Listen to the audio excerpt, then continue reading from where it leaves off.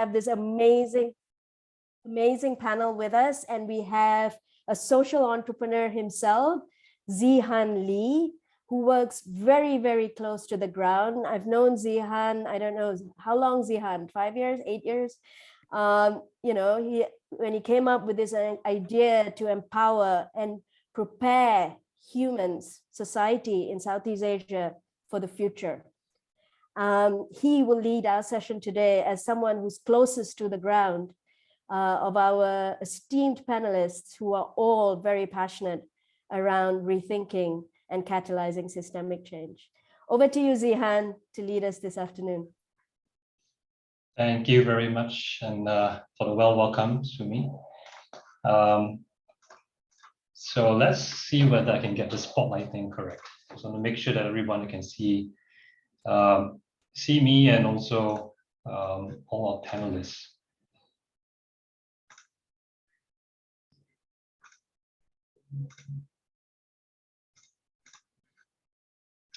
Just give me 1 second.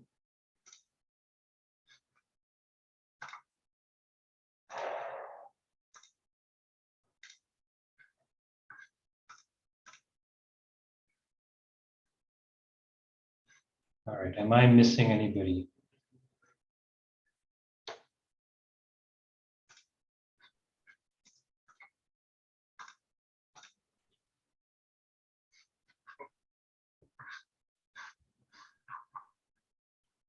Okay, so I think we can get started. Thank you, Sumi. Thank you for the warm welcome.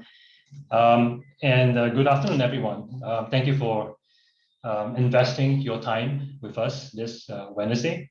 My name is ZHIHAN, and I'm the CEO and co-founder of Bagosphere. I'm also privileged to be an Ashoka Fellow, and I will be your moderator for this session, Deepen, Rethinking, Partnerships and Collaboration. But before we dive into it, I want to take the temperature of this online virtual space. You know, we have heard a lot about the gender gap outside of this discussion in the plenary, or you have just joined us in this session. You're probably here because you're interested in participating or even leading in creating a more gender equitable world. So now I'm going to ask you a question to the audience, my panel can also answer the question. And so please make a guess if you don't know. If you know, it's fine. The question is this: based on the progress that we have seen, we have made in terms of gender equity globally, on its current trajectory, how long do you think it will take us to close the gender gap? Okay, so we have made some progress in its current trajectory. How long do you think it will take us to close this gender gap? And you will find a poll that will just appear up on your screen. How many years? Is it 20 years, 50 years, 100 years, 130 years, 150 years, or even 300 years? No Googling, just what's come on your mind. No prizes, unfortunately, unless somebody wants to sponsor. But it looks like we're coming up to about 50 years as the crowdsourced answer, with 20 years not far from behind. We're kind of an optimistic bunch, huh? But I love the optimism. I can see my panelists laughing, but they probably know the answers better than I do. But great. So it looks like we have a winner. The winner is 50 years, and then we have 20 years, and then I think there's a close fight between 100 and 300. That's funny. But the answer, unfortunately, ladies and gentlemen, is 130 years. To be more exact, 135, at least based on the latest World Economic Forum's Global Gender Gap in 2021. And in fact, because of the pandemic, the report said that the gender gap actually increased by a generation. Before the pandemic, it was about 99 years. And to date, it's 135. Okay, so my children's children will probably still live in a kind of inequitable gender world. So the question is, how do we close this gap? All right. How can we be more? I'm not sure whether you can see the results. Oh, I need to press share. Okay, so you can see the results. Right. So how do we close this gap? Right. That's the key question. How? How can we be more innovative in terms of partnerships that might be able to accelerate it? Can we even dream of dramatically closing the gap within our generation? So I think all of us have a very clear why. What's really, I think, we can do more of the what and the how. And so our goal today is whatever role that you have in society, that you come across or come away with something, a new idea, fresh perspective, a new strategy, something you can apply to be more successful at championing gender equity. Today, we have a terrific panel to tackle these questions, and I must say I'm really impressed by their work, and if there's anybody that can help us point us in the right direction, it would be this group that we're all going to learn from today. And with me, let me introduce them. So I have ALONSO, Managing Director of Deutsche Bank Group, Manila. We have Lisa DACANAY, President, the Institute for Social Entrepreneurship in Asia.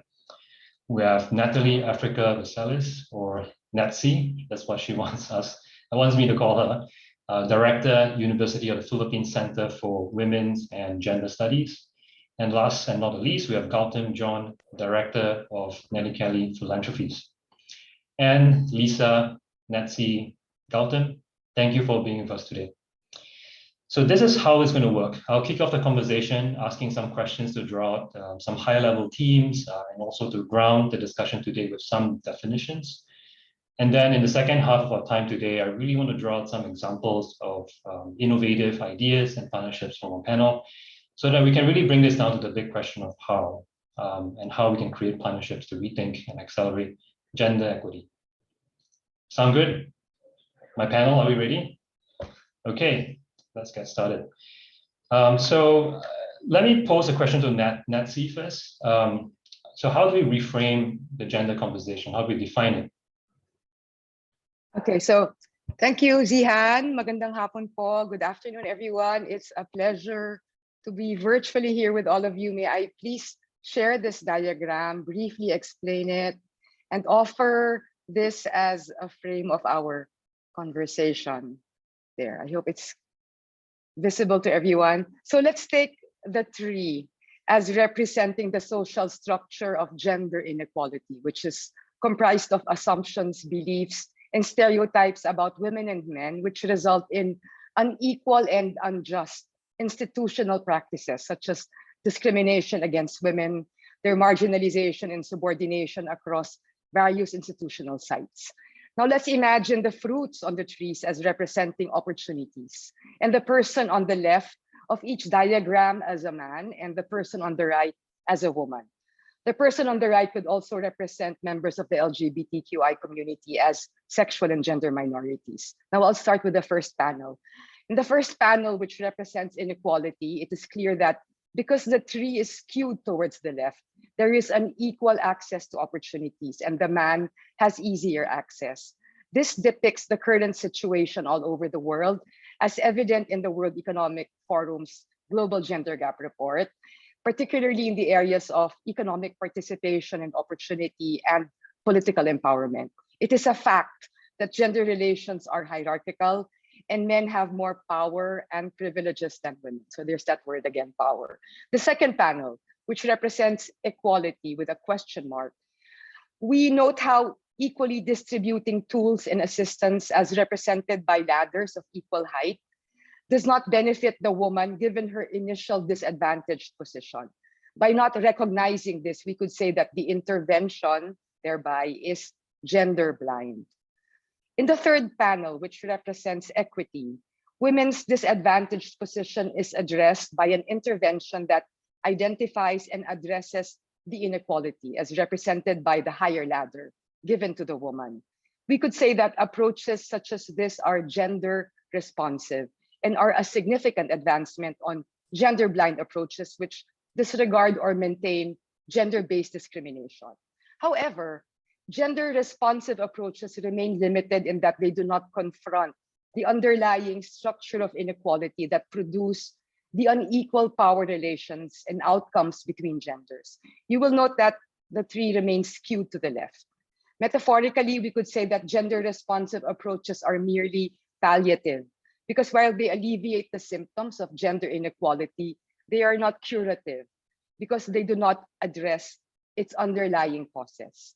Gender-based discrimination, marginalization, and subordination will persist unless we challenge and transform the unequal gender ideology that allocates more rights, privileges, and yes, power to men than to women. Now, I direct you to the fourth panel, which represents justice. You will see that the tree has been straightened, which then makes it appropriate to equally distribute tools and assistance. Interventions that aim to change the unequal gender structure are gender transformative. Approaches from this perspective explicitly challenge gender norms and power asymmetries between genders. These entail a critical examination of gender roles and the gender division of labor, a redistribution of resources and opportunities, the promotion of the social, economic, and political influence of women, their full participation in decision-making, as well as other practices that directly confront unequal power relations between women and men. In building and strengthening alliances and partnerships, I believe there is value in having not only a shared nomenclature, but also a common definition of the concepts that we utilize. This will also assist us in identifying whether our interventions are gender responsive or gender transformative. I'm fully aware that there are organizations whose work is gender transformative, yet they continue to utilize the terms gender responsive and or gender equity. As an additional note, and no less important, please bear in mind that gender justice does not constitute the entirety of the struggle. Women are not homogeneous. They are differentiated by other identities such as class, race, ethnicity, religion, ability, sexual orientation, etc. As such, they often contend with other structures of inequality which have interacting and reinforcing impacts on them. Thus, the goal of gender justice and actions towards this must be combined with actions towards other forms of social justice and equality. So that's my framework. ZHIHAN, thank you for giving me the space for this. Thank you. Thank you so much, Nancy. Gautam, could you bring your perspective here on the, when you hear Nancy talking about, that we need to think a little bit more about equity, but think about justice, etc. Can you help us, bring in your lens, your examples in this space? Thank you, ZHIHAN. Salamat malam, everyone. It's a shame that this is virtual. Would love to have been there with you in person. Broadly, I work for a philanthropy in India, and for the last 20 years, we've done deep work in the space of gender. We began around gender violence and then around women's empowerment.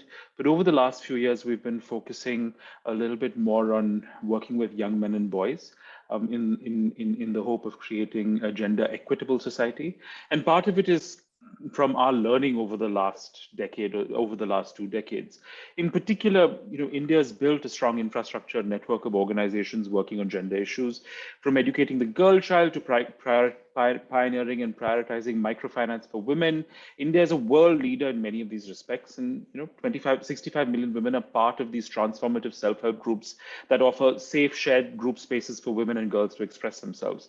We've also made significant strides in policy and targeted funding to girls and young women. However, gender itself doesn't restrict itself to women and girls. In India, we have 250 million men under the age of 25 who find themselves at the center of a fast-changing world. And many grow up particularly vulnerable and at the cusp of adulthood and are left to fend for themselves emotionally and professionally.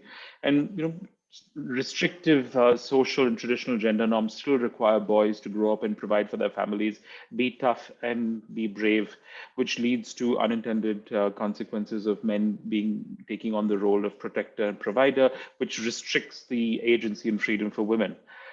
We found that without positive role models for men and young men and boys to navigate their coming of age, they will often fall into social groups and social gatherings that teach and reinforce harmful stereotypes about what it is to be a man.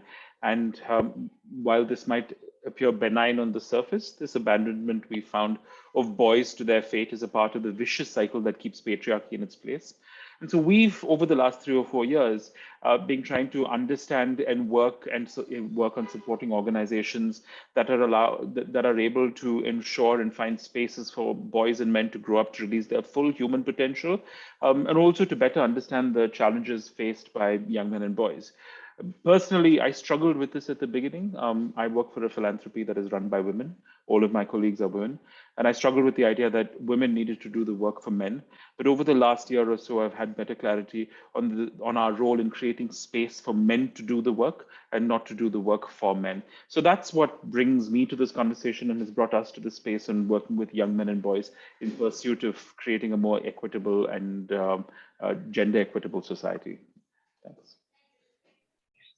Thank you, Gautam. Let me go to Lisa and Anne. Maybe with Lisa first. With your work at the Institute, could you share with us some examples? What examples have you seen where there has been shifts happening, especially when you look at women entrepreneurs and social entrepreneurs that you get in touch with? Well, thank you, ZHIHAN. I would just continue from what NATHALIE was starting to actually explain in terms of framing this conversation. When we talk about gender justice or gender transformative approaches, we actually need to look at different realms, or different dimensions or pillars, if you may. The economic pillar, the social-cultural pillar, the political pillar. And the Institute for Social Entrepreneurship in Asia is mainly working in the economic pillar. Although in the economic pillar, we also address the barriers that are in the socio-cultural as well as the political realm. And in the Institute for Social Entrepreneurship in Asia, we did an action research of how we can actually empower women and men, small-scale producers in agricultural value chains. And we saw that many of the approaches in agricultural value chains are actually gender blind. And this results to the disempowerment, not only disempowerment, but women in many agricultural value chains are actually invisible. When you say farmer, when you say fisher, you actually, the connotation is that it's a man, and the woman, the wife, is actually just an appendage. So anyway, we did a study of best practices in agricultural value chains by social enterprises and inclusive businesses. And from this study, this action research, we came up with a set of benchmarks for transformational partnerships and women's economic empowerment in agricultural value chains, so that we can actually start to shift the practice of the power wielders in the economy, in order for them to be more gender transformative. So the benchmarks for transformational partnerships and women's economic empowerment in agricultural value chains is a set of principles, but we transformed them into a scorecard. So we now have a scorecard for agricultural value chain program holders. We have a scorecard for SMEs and social enterprises. We also have a scorecard for corporations. And we've piloted these scorecards, and we're hoping that these scorecards can help in the planning, monitoring, and evaluation of the shift, the transformative shift that needs to happen. And it's also a learning tool. So it's the tool that we use to convince the economic power wielders to actually shift their practice. But of course, we all know that in society, the biggest power wielder is actually government as well. So we also came up with a set of guidelines for transformational partnerships and women's economic empowerment in agricultural value chains, which we are lobbying for governments to adopt. And these guidelines are meant to incentivize the practice of the benchmarks. I'm so sorry that we cannot really discuss the benchmarks, the scorecards in detail here, but I think my colleague from ISEA shall be sharing with you in the chat box the links that you can actually use to know more about them. But in that context, we actually are hoping that the agricultural value chain landscape where there are many women in agriculture and women in the informal sector, which are the more numerous women who are actually disempowered, can be assisted to be empowered. Yeah. And of course, empowerment entails control over resources, control over decisions, and the capability to use those resources and use those decision-making processes effectively and sustainably. No? And with this, we're hoping that we can all work together in a collaborative partnership to change the way agricultural value chains operate. Thank you. Thank you, Lisa. That's awesome. This research that you have, this report is new. It just came out? Well, we've been doing this since 2015 with the help of Oxfam and the Swedish Embassy in Bangkok is actually funding the project. So 2015 to 2017, we did the action research of best practices. By 2017 to 2019, we were able to develop the benchmarks and the scorecards. And we have piloted them in 2020. And in 2021 now, we already developed the guidelines. So they're actually available. Most of the scorecards are available online for anyone who's interested. Okay, great. And you will share with us how the audience can get access to these things. Yes, and I think my colleague Bads has already shared that in the chat box. Okay, great. Thank you. Thanks, Lisa. Lastly, well, not lastly, but I would like to invite Anne to share with us, what Deutsche Bank or Deutsche Bank in the Philippines have been working on multiple projects in various fields. Anne, could you share with us what in terms of rethinking partnerships, what do you think? What examples could you share with us today that you think is now really moving the needle, in terms of gender equity? Anne? Yes, thank you. Good afternoon, everyone. So essentially, I mean, Nats has presented, that very good image talking about the type of partnerships that we can have as organizations, and not only for Deutsche Bank, but it applies across other organizations as well.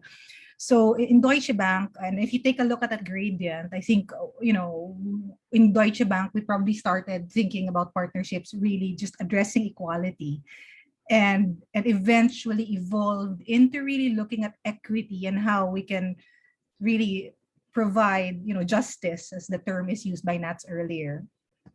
So we believe in supporting programs in Deutsche Bank that are called made for good, right? Something that will stick, and that's something transformational. And that would mean equal access to both tools and opportunities to make things systemic, and then make a sustainable change. So for the past 5 years locally, as part of our CSR programs, we had to rethink our CSR strategy, moving away from just a donation-based approach, giving money, and moving towards employee volunteerism as a starting point. So not just giving money, but getting employees to be involved, volunteer your time, then eventually actively searching and partnering with beneficiaries that support and deliver more sustainable programs to underprivileged sector in the Philippines. I know the topic today relates to women, but essentially I'd like this topic to expand more, not just to women, but also to marginalized sectors in the community, people with disabilities, LGBTI, farmers as well. So that presentation of Nats applies, to all, not just to women, but all marginalized sectors. So in Deutsche Bank, we launched a program called Growing Goodness Together to help initially 50 farmer families to get on their feet in the midst of the devastating effects of the pandemic to the agricultural sector. We also spread the program not only to one community, but we selected 4 communities because we felt that we needed to ensure that there was equitable distribution of the support across 4 different communities and targeting their needs. So each family had enough space for a garden or plots. And we initially taught and trained them and essentially provided farming equipment and of course tools seeds, fertilizers, and other tools to help them grow their produce, and initially for their own personal consumption. Okay, so again, first address what their basic needs are. And second, this accelerated, and the farmers ended up pulling together their harvest. And apart from their own personal consumption, they had enough to sell to the market.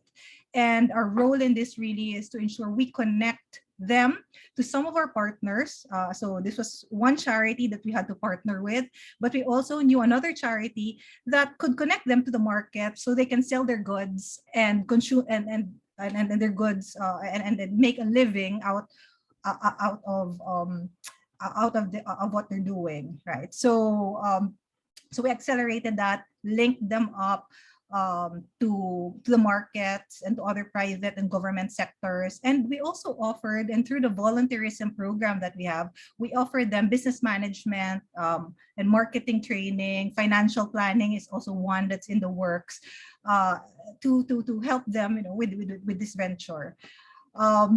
So again, which is why values formation is also quite important, that we want to impart to the communities, right? And as this brings, you know, and transforms things for the farmers and the industry as well, right? So the other part of this program as well is once they've recouped the funds through selling their products, is that a portion of what they earn goes back to the pool and is allocated to a next set of farmer families, whereby a similar approach will be applied. So this creates a sustainable ecosystem that would eventually provide the farmers a continuous source of livelihood. And of course, and also links up our local and global employees in Deutsche Bank to contribute their skills through some of the trainings that we do with the farmers in this community. Again, this is an example of sustainability and volunteerism concept of our programs, and it also showcases the commitment of our employees and our strong belief to make a difference in the community and the society we live in. So bottom line is that our partnerships gear towards the side of justice, right? Not just women justice or gender justice, marginalized justice, and equity. And that's the key on the type of relationships that I would say, and partnerships that you need to have. You need to rethink if your partnerships are moving towards that direction, because your programs end up be more transformative and long lasting to the community at hand. Thank you, Anne. You know, like hearing from all of you, I think that there's clearly a lot of, you know, there's a lot that needs to be done, and sometimes it can be very overwhelming. And so as you're thinking about strategy, as you're thinking about in your own organizations and projects and the partnerships that you guys have, and you're thinking about, all right, you have, you know, a good, say 10, 15, 20, maybe even 20 years to maybe make a big impact in your organizations or in organizations after, after the period of time where, you know, you have grown into different positions and you have led different organizations, perhaps. So this is about the magic wand question, right? Like when you think about your contribution to the scene and thinking about how you can raise the game, what do you think, what do you have in mind, to be able to move the needle? How do you think you and all your organizations, can do in order to make that happen, right? So this is not, so one part of it is a skill question, right? Can we actually scale what Anne was talking about, right, with the farmer communities? Lisa is working the agricultural side, which is, really thinking about how we can transform that. But then there's other sectors, there's other industries that perhaps need this kind of thinking and strategy. And how do you imagine really raising the game, right? Making sure that there's actually much more exponential impact. It's a tough question, but you guys are the panelists, so I'm going to put you in the spotlight. Try to, have some clues or ideas to the audience. Maybe Nancy, you want to? Yes. Thank you, ZHIHAN.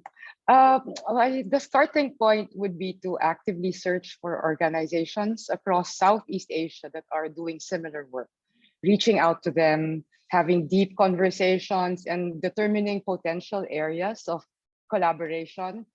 Ashoka contacting us, the University of the Philippines Center for Women's and Gender Studies, where I'm affiliated with, is an example of this. It may be easy to assume that because we are based in the academe, we exist in an ivory tower and are focused only on research and training. So getting to know us better will surface other areas of our work, such as programs and projects on women's political and economic empowerment, which unfortunately I didn't have the chance to discuss given limited time. I believe it is also vital to adopt an open and respectful mindset when working with other organizations. While we might have the same goals, justice, social justice, we will not always have the same perspectives, analysis, and even strategies. However, there is really much we can learn from each other, and we can see it in this very short panel in terms of knowledge and good practices, and there are synergies that can be maximized. And may I just lastly add that forums and discussions such as this are also very helpful, as they should be conducted hopefully on a regular basis. So we commend and thank Ashoka for bringing us together and introducing us to each other. Thank you, Nancy. Gautam? I can talk about a little bit of what we've done since 2017, given our focus on accelerating meaningful engagement with the gender equity space through the pathway of engaging with young men and boys. We started to map the landscape and identified organizations working in the young men and boys space. We started making grants to these organizations and then bringing them together so that they could learn from each other. And over the last few years, what we've started to do a lot more of is to document this work and make it accessible to others, both in convenings, but also in playbooks and blue books that other organizations might include it. We don't see this work being done independently. We don't see work with young men and boys as necessarily an entirely separate field. We see it being done alongside all of the work that many fantastic organizations do, working with women's empowerment and working on gender norms. So for us, while we understand that some families are able to raise girls and boys in gender equitable environments, change at the level of society is bound to be a multi-generational process, much like the stat that you shared at the start of this call was. And our role in this is really patient commitment, because this journey we know will be non-linear. We need to build the field, we need to create the spaces and the convenings for participation and conversation, and see what emerges out of there in ways that can tackle both the normative process, but also in new ways in engaging towards this pathway to gender equity. So our role is really to be conveners and supporters of the amazing work that's going on there. We've shared a couple of the links of our learnings that might be useful and valuable in the chat as well. Thanks, Gautam. What's interesting that we found, Nilekani focused on, well, at least is putting resources to understand, to figure out the boy piece, right?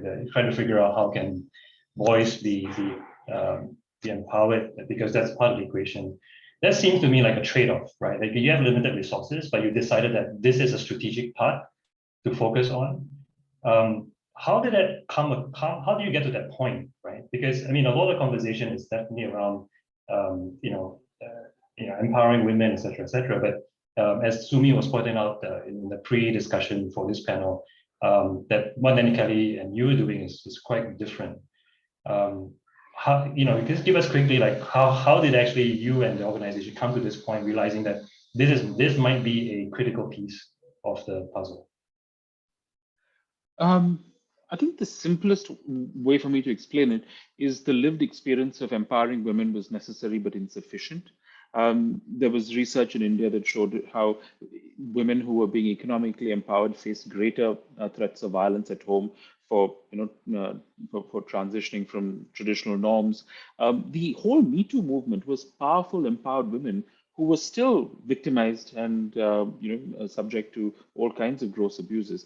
So for us, that was a kind of point in our journey to say that while empowering women is good, it's clearly insufficient as well. There's a range of normative shifts that need to happen as well. And while those normative shifts are anchored in men, they're also anchored in the larger idea of patriarchy. And patriarchy can be practiced by everyone. It's not just by men. So that's where we said we needed to go a little bit deeper into and started to unpack. It's been difficult because there is the balance between the vital work that's that needs to be done to support and uplift women and to protect the gains that have been made, but also to unpack a little bit of the invisible barriers that both men face for themselves, but also for gender equitable societies. So finding that balance and that voice to articulate the need to balance in this work has been one that it's taken us a while to find, but that's how we came to it, and that's our current role in it. Thank you. Thanks, Gautam.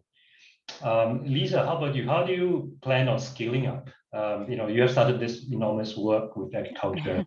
Any thoughts about the future?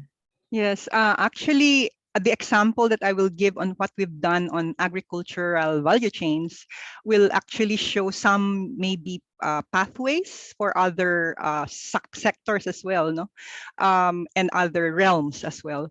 Because I think we piloted the use of the benchmarks among SMEs and among social enterprises, and what we've done is we're bringing together those who are piloting and those who will be replicating the benchmarks, the practice of the benchmarks into a community of practice, a community of practice, so that people can learn about how to actually pursue the benchmarks, pursue these benchmarks in a way that from being a we aware enablers, they become women's economic empowerment responsive, and then they become women's economic empowerment transformative, right? Because it's a ladder. The scorecard is really about that, it shows you if you are we aware, we responsive, or we transformative. And we're constantly challenging the social entrepreneurs as well as the entrepreneurs who actually work with us to go higher, and maybe it's not just a matter, as I said, of building this community of practice, but really advocacy as well, because it will be an enabling environment where the governments will actually invest and will actually develop the enabling programs to make the benchmarks easy to practice, right? So that they can start creating new norms of how agricultural value chain development should go, that we could really make shifts, because practitioners will not be able to do that by themselves. I think there needs to be an enabling environment, and of course, because we realize that it's not just social enterprises that would be doing this with communities. I think that's also the reason why we developed a scorecard for corporate agribusinesses. And we've also developed a scorecard for agricultural value chain program holders and supporters, because those are actually power wielders also in agricultural value chains. No, they are the ones who invest in programs to develop agricultural value chains, and when those programs are gender blind, then there's the gender blindness will persist, right? And just about working with men and women, we have found that women's economic empowerment is best pursued when you actually work with mixed groups of men and women, because it's when you work with mixed groups of men and women that you actually are able to transform also the way that the husbands, think, and the husbands play out their roles, right?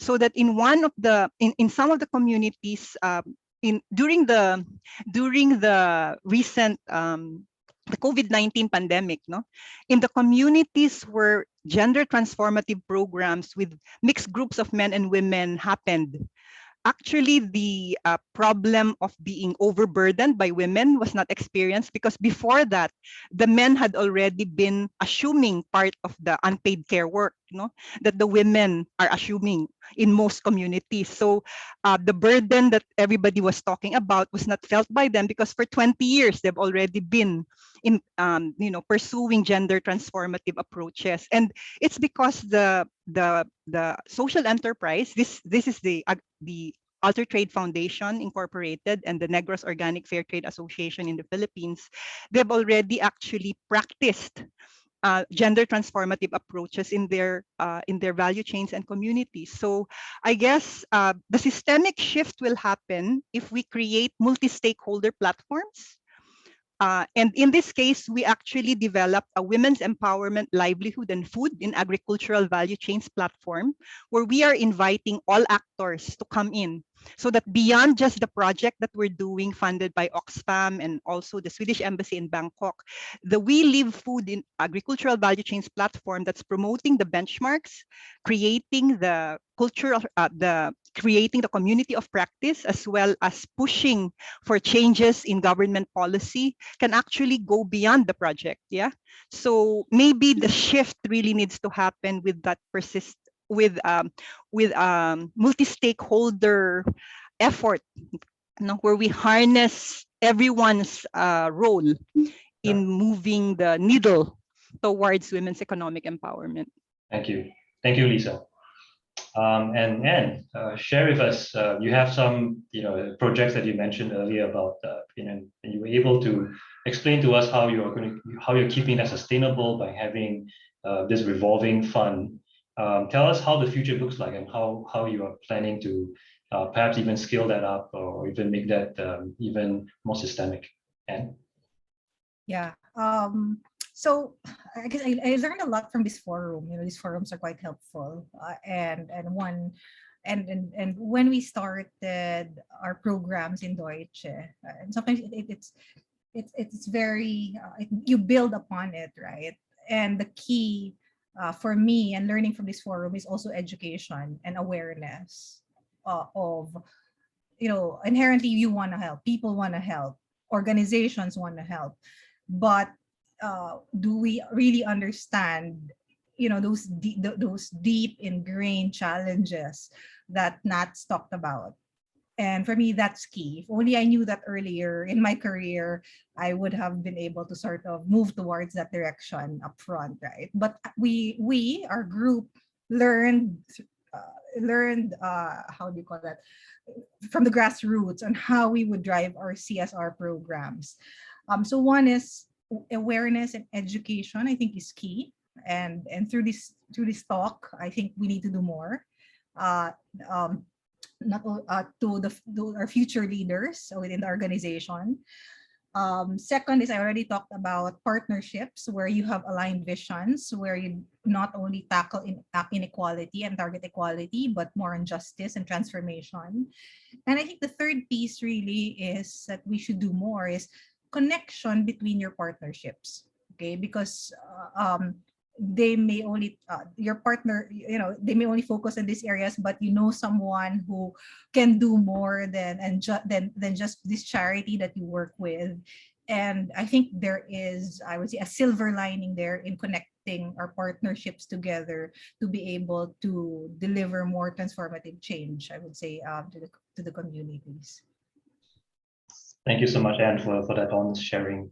GAUTAM has to leave in a few minutes, so I want to just invite him for his parting words before he takes his leave, and then we'll go to Q&A. So don't leave, but GAUTAM first. Go ahead, GAUTAM.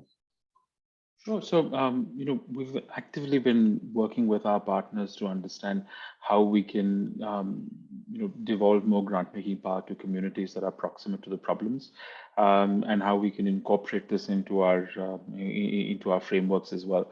It's been a little bit, it's been a new practice for us.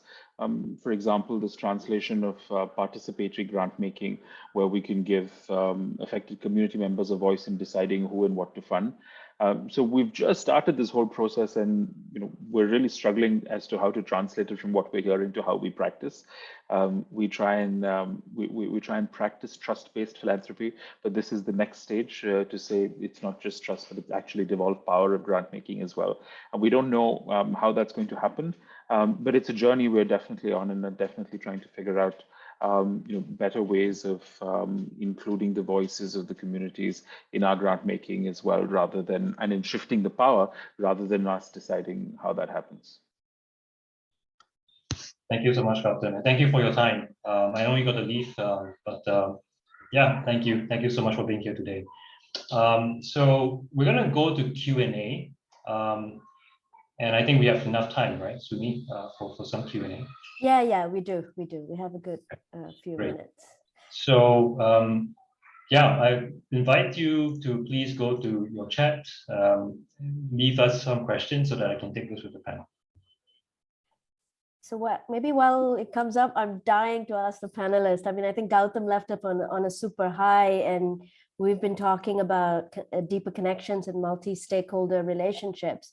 I mean, how do you feel about this idea of shifting power more towards communities to design and accelerate some of the gender transformation work? Because we don't see it that often in Southeast Asia, right? What are your reactions to that?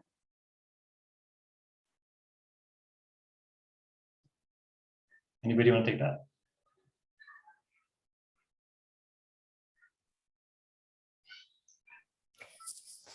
Please, Nathalie. Let me, yes.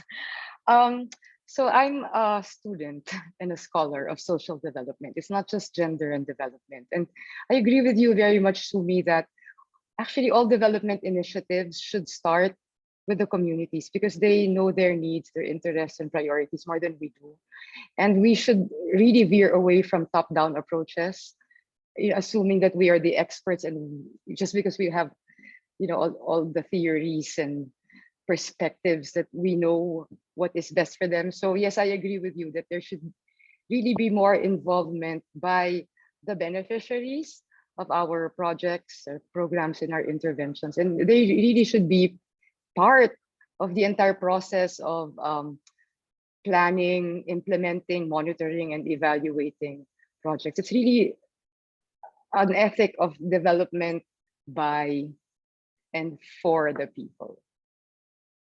Yeah, just to add to Natsi, maybe, in the development of the benchmarks, the action research that we actually did on that started with the women and men small-scale producers on the ground, yeah, working with social enterprises. And it was really through their lens, meaning to say how we can actually empower effectively women and men small-scale producers, because actually it's not just the women, it's not also just the women who need to be empowered in agricultural value chains, no? But there are, of course, specific gender issues and gender concerns that need to be addressed. When we developed the benchmarks, it was their experience and their lens that we actually used, so that the impact of the benchmarks, the practice of the benchmarks would really be about changing and transforming the lives of the women and men small-scale producers on the ground. No? And I think that's what makes the benchmarks different from the existing women's empowerment or women's inclusion tools, no, in the market, because we're really talking about the most disempowered women also, the women in agriculture and the women in the informal sector, rather than just women in the formal sector and women entrepreneurs, right? So because in the economic realm, they are the ones who are the most disadvantaged women. Thank you. So I guess my answer is quite practical. How do we involve our communities? It starts with families, and then moves to schools, right? I'm a parent. I have a 7-year-old son, and education around this topic starts with schools. And once you inculcate it in schools and do your children, then it becomes the thinking in the community. And I think for me that is key, right? And we never talked about some of these topics in the past in my time, right? And now it's out there. And in schools, there's also, they're very focused on CSR, right? They're very active in these types of activities. So, and we can incorporate the thinking, right, of helping the marginalized sectors, be it women and so on and so forth, through programs in schools as early as that. So I would say that's one practical example that I can share. Thank you. Thank you very much. I think there is a question by Sumi and Abby about funding. How do we drive more funding for gender transformative work or system changing work? Anybody want to take that?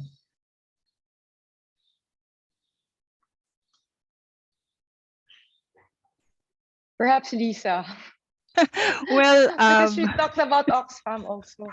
yeah, but you see, it's really a I mean, funding is always a big issue, yeah. And fortunately, the reason why we were able to get funding for the project that we're in, which is part of a bigger project called Gender Transformative Agricultural Investments in Southeast Asia, it's funded by the Swedish Embassy in Bangkok because they have a feminist foreign policy, right? So maybe there are specific governments that actually have realized that women's economic empowerment as well as women's empowerment as a whole or gender justice is actually very important. And so they are actually driving part of the change, yeah, that's happening. But on the whole, Oxfam is also focused actually on gender equality and gender justice. So there are some resource institutions that are actually focused on that. But I would imagine that even in the funding community, we still need to educate many of the actors and many of the power wielders, if you may, because I think most still just talk about women's inclusion, just to just to refer to the nomenclature that Natsi was talking about. Um, of course, women's empowerment is so much more than women's inclusion. But most, I think, of those who actually fund projects for women are actually still in the women's inclusion framework. So, and to that extent, we still have a lot to do, I guess, to educate even the community of funders for women's projects and women's programs, even as I'm really happy that there are actually a lot more programs now from official development assistance, and the business sector as well as private funding institutions are also starting to, notice the need for or note or note the importance of funding women projects for women, but mainly women entrepreneurs, women leaders, and it's not yet funding programs and projects that have to do with grassroots women, right? So in that sense, we still have a lot of education to do even in the development community for us to shift the funding climate towards gender justice, no? Got it. Thank you, Lisa and Natsi. We have looks like we're getting warmed up, but we only have about 4 or 5 minutes left, and there's like 3 questions. So I want to, maybe my panelists can give a bit short answers for this. It might be tough, but let's give it a try. So Laili had a question to Anne, specifically about Deutsche Bank. Perhaps the question is more about like what do you see in the space of financial industry, working on specific problems and gender, social inclusion issues. Do you see yourself, Deutsche Bank, working with other financial institutions on these things, or what do you see in terms of collaboration in that space? Anne? Yeah, so I think there's a question here around do we ask for other financial institutions to give attention on gender and social inclusion or funding in relation to that? So again, there is in banks, right, ESG or environment social governance, right, that has become quite an important topic in the banking industry, and the focus of this is primarily funding, for climate change and which is usually and moving towards investments or funding investments to drive good for the community, right? So I would probably keep that term as simple as that, right? So I know it started with things like climate change, stepping out from investments on coal and things like that. And I think we can, I don't know, I'm keen to see how we will evolve ESG in banking, right? Environmental social governance in banking, and also address not just the climate issues, but also issues around gender and social inclusion. So I think that's an opportunity that we can explore depending on, I guess, to what Lisa said, what type of programs are out there that are worth funding when it comes to these topics. very little have been brought forward, I would say, so far.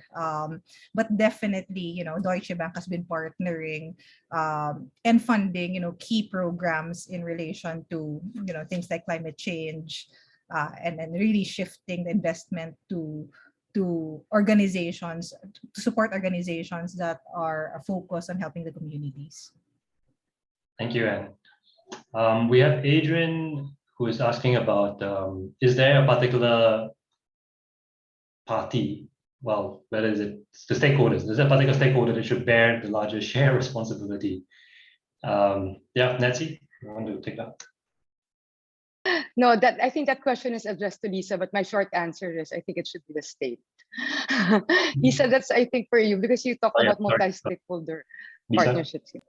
Yeah, well, multi-stakeholder partnerships, but as I said, it's the state that actually wields the most power and the most resources, right? So it's really shifting also states and the ODA communities, to the ODA community, the official development assistance, that is provided to developing country states. I think that's also going to be critical. ZHIHAN, may I provide a very short answer to the part 2 of this question from Adrian? Yeah. What is the key? Just one, because we're running out of time. I'd say it's the persistent differential between the labor force participation rates of women and men in the Philippines. We have like almost 30%, 30 percentage point differential over decades. And this again is rooted in the male breadwinner, female homemaker model. And I think we need to provide more assistance to women in terms of economically empowering them, getting them into paid productive work if that is what they want to do. Thank you. I think on a similar note, Hector had some observation around the same lines, right? He talks specifically around agricultural communities. Be evolved, how can these perspectives be molded, evolve positively with the help of society, academy, media, and private sector? Lisa, you're mute. Sorry, I was reading. I was trying to find what Natsi was talking about. That's why I didn't hear you. Sorry, Zian. No, there's a question from Hector around agricultural communities. How can that shift be scaled? The shift, how can it be skipped? The shift in perspectives, right? So yeah, I'm not sure questions. I'm sorry, how can it be shifted? How can these culturally prevalent perspectives in agricultural communities be evolved with the help of society, academia, media, and private sector? Well, I think it all starts with, I think, education, but education that is incorporated with the economic interventions themselves, because I think the bread and butter issues are key to women and men small-scale producers, and if you are, or even other sectors, right, in communities. But so I guess the gender transformative approaches in how the program is run is actually critical to transforming the perspectives of the community. So when you actually implement an agricultural development, agricultural value chain program in the community, then from the very beginning, introduce a gender transformative perspective.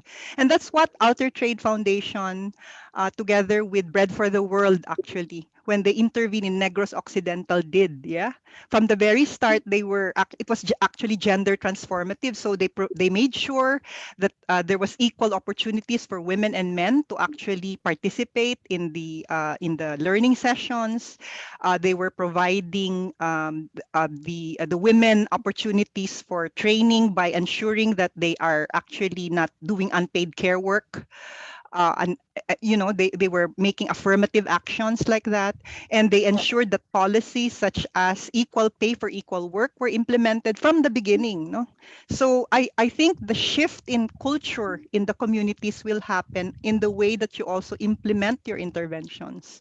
It's not just in education programs of discussion types per se, but it's really the nature, the way that you evolve the program itself and the policies that would inform the program that you're implementing in the community, that would shift the mindset of the community itself. Got it. Thank you. Thank you. Thanks. So we're out of time, unfortunately. So it's left to me to thank all our panelists for an incredible session. We have gained, certainly I've gained a new appreciation for gender equity, and I'm inspired by all the examples that panelists mentioned, and innovative ways to shift perception, etc. And some bold ideas of where we need to go in reducing it from 130 years to hopefully less than 30 years. So please join me in thanking Anne, Lisa, Nancy, GAUTAM for their time, for their wisdom. Thank you, Ashoka, Philippines, S&P Foundation, Deutsche Bank for this platform, for having this conversation to take place. And lastly, thank you to the audience for being with us today. Sumi, back to you. Yes, thank you everyone for a great conversation, a very participatory session as well. We need to port you straight away because, as Anne says, the young people are the future, and working with families mattered. As an amazing panel with our young change makers. I'm a super passionate person about young change making. So please rush over, ASAP, port over, people, go over now.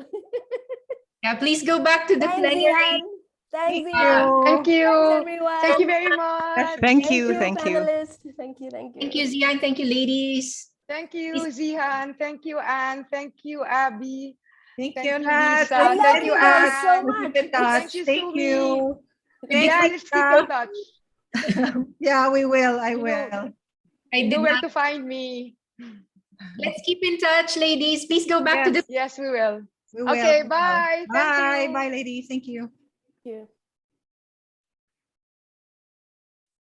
Okay, I shared the link back to the plenary. Let me share it again. Yep. So hope you could access it and go back to the plenary before I close the room.